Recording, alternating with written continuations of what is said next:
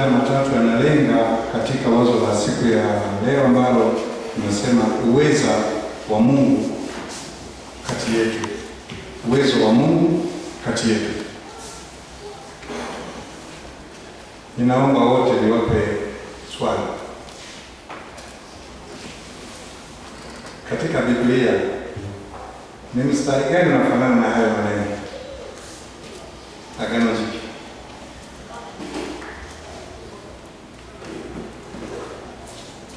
Ninazungumzia tu uwezo wa Mungu. Sasa ninaomba tuangalie ndio leo. Ndio, unasema Petro wa kwanza 5:11.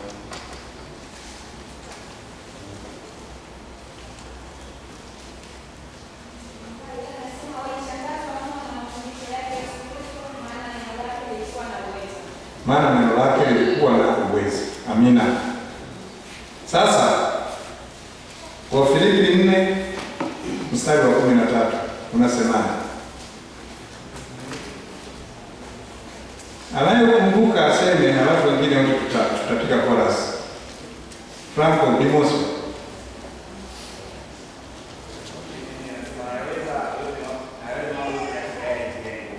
Rudia.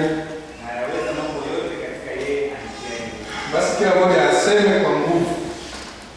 Nayaweza mambo yote katika yeye anitiaye nguvu. Turudie. Nayaweza mambo yote katika yeye anitiaye nguvu. Sasa muulize leo jirani yako, ni kweli unayaweza mambo yote? Kweli? Haya, tutaona. Tumuombe Mungu atuwezeshe, kwa sababu yeye anayetutia nguvu ya kuweza mambo yote. Uwezo wa Mungu ni nini?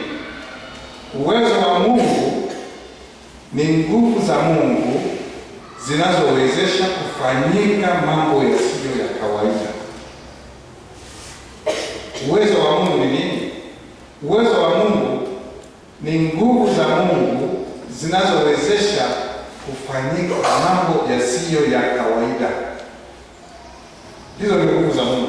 Yaani nguvu za Mungu zinawezesha kufanyika mambo yasiyo ya kawaida. Tumesikia katika Injili iliyotoka kusoma muda si mrefu, watu 5,000 wanalishwa mikate 5 na samaki 2. Huo ni uwezo wa kimungu peke yake. Wewe unajua mikate hivi mikubwa. Mtu mmoja anaweza kula mikate hata 3 au 4, wengine hata hiyo 5 ikaisha. Samaki mmoja anaweza kumpa mtoto mdogo akamaliza. Samaki 2 hivyo hivyo. Lakini fikiria jinsi gani iliwezekana watu 5,000. Watu 5,000 sio kidogo.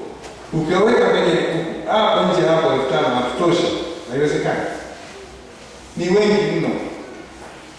Hapa tu tulioko hapa ndani, labda tuko 100 na kitu, lakini tunasema tuko wengi. Sasa 5,000.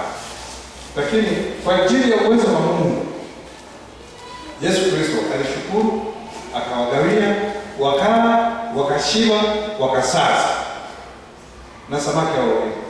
Tena wakaokota na vile vile, yaani watu mpaka wanashiba wanasaza, alafu anaambiwa wakaokota na vile vingine. Akasema Yesu kisipotee chochote, kwa sababu yaani yeye alifanya hivyo, ni nguvu ya Mungu pekee yake. Kwa hiyo hata sisi tunasema nayaweza mambo yote katika yeye anitiaye nguvu.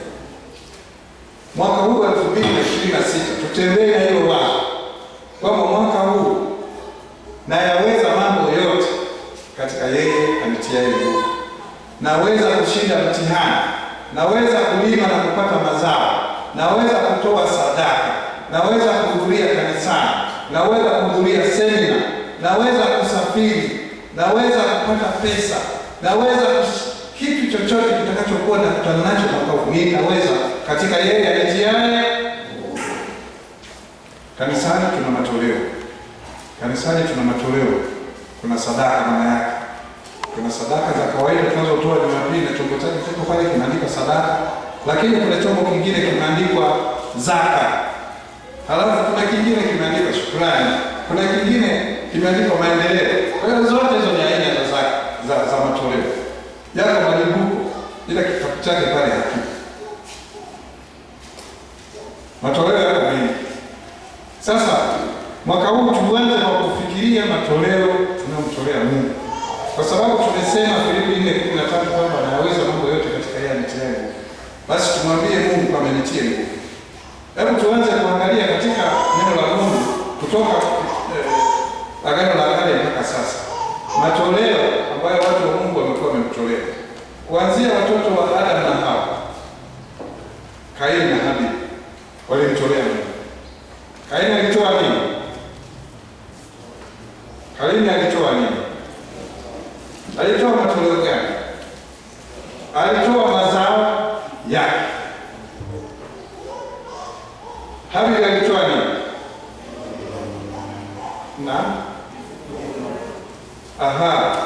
Alichagua katika wale wanyama wake wazaliwa wa kwanza. Soma vizuri. Alitolea wazao wa kwanza wa wanyama na sehemu zilizonona, kamtolea Mungu. Yule tunaambiwa hapa Kaini alitoa mazao. Hatujui yeye alichukua mazao ya aina gani, lakini katika kupokelewa na Mungu, Mungu aliona kwamba sadaka ya Kaini ilikuwa ni bora zaidi na akamtakabali. Maana yake akamkubalia, akambariki. Lakini Kaini hakupata kibali mbele za Mungu. Watu wawili kutoka kwa baba na mama mmoja wametoa sadaka, lakini mtu katoa kivyake vyake. Hivyo hivyo hata sisi tunatoa. Kuna sadaka tunakuja kutoa. Kila mtu mnaweza mkatoka nyumba moja, lakini mmoja anapata kibali, mwingine anakataliwa. Kwa sababu gani? Sababu zipo. Huyu amechagua fungu la wanyama walionona, malimbuko.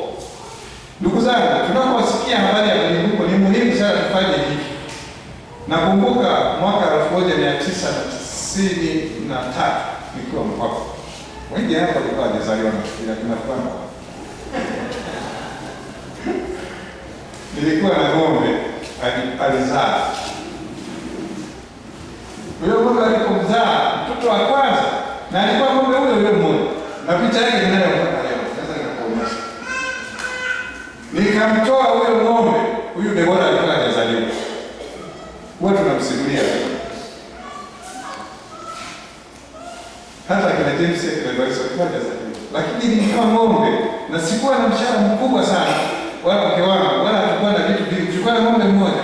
Tukamwambia Mungu, atakapozaliwa huyo mzaliwa wa kwanza, tunamtoa kwa Mungu. Tulimtoa kanisani St. Paul's pale kwa. Akapigwa mnada, akauzwa, pesa ikapatikana kupeleka kanisani. Baada ya hapo, yaani yule ng'ombe wetu alikuwa anazaa kwa kila mwaka. Yule ng'ombe alikuwa anazaa kila mwaka. Ng'ombe wale mpaka nimekuja kuhamia Iringa, tulikuja nao hapa.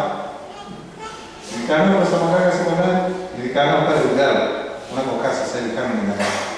Baadaye mazingira hata kanishini. Lakini ng'ombe walikuwa wanazaliana sana. Bwana Yesu asifiwe. Kwa nini tunatoa sadaka? Mmoja wapo ni fungu la kumi. Kwa nini tunatoa? Zipo sababu mbili za Biblia. Sababu ya kwanza, Mungu mwenyewe ni mtoaji. Hata kwenye sala ya Bwana tunaposali, Baba yetu uliye mbinguni, jina lako litukuzwe. Ufalme wako uje. Mapenzi yako yatimizwe hapa duniani kama huko mbinguni. Alafu tunasemaje? Utupe leo. Kwa hiyo hata chakula tu tunamwambia Mungu. Riziki sio chakula tu. Ni pamoja na pesa, ni pamoja na kile chochote tunachotafuta siku hiyo. Na nafasi. Mungu ni mtoaji. Mungu ni mtoaji wa amani, Mungu ni mtoaji wa akili, Mungu ni mtoaji wa hekima, Mungu ni mtoaji wa ufundi, Mungu ni mtoaji wa vipaji vyote vile unavyovifahamu. Ndio sababu ya kwanza. Sababu ya pili, Yesu Kristo mwenyewe alijitoa sadaka. Kwa hiyo Yesu Kristo mwenyewe ni mtoaji. Na hata pale amenyesha watu 5,000. Ndio maana alipowauliza anasema, sasa tupate wapi chakula cha kulisha watu hawa? Lakini alijua kwa sababu yeye ni nani? Ni mtoaji. Bwana Yesu asifiwe. Leo tutazungumzia eneo hilo tu la fungu la 10. Sitaki kuzungumzia fungu la 10. Kwa sababu gani watu wa Mungu? Fungu la 10 ukisoma katika Malaki sura ya 3. Na hapa naomba tusome Malaki sura ya 3. Kwa sababu mimi ndiye iko hapo. Naomba tufungue haraka.